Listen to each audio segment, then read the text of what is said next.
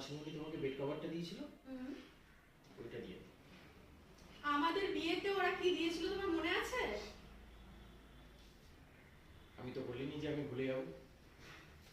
তার মানেটা কি, মানে এখন একটা সামান্য আমার একটা সম্মান নেই? দেখো আমার এখন মাথা গরম করো না, আমি এখন অফিস বেরোচ্ছি তো, অনেক চাপ। এই, তুমি যদি না দিয়েছো দীপিকা বিবার্ষিকা, আমি কি করবো জানো তো তুমি? কি করবে? আমি আমি কিন্তু খুব খারাপ, আমি রেগে গেলে জানো তো কি হয়? কি করবে? ওই, তোমার বাবা লাগছে। বলো। মাথা গরম হয়ে যায়।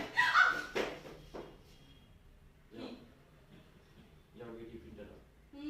তুমি তো জানো যে আমি রেগে গেলে অনেক বেশি।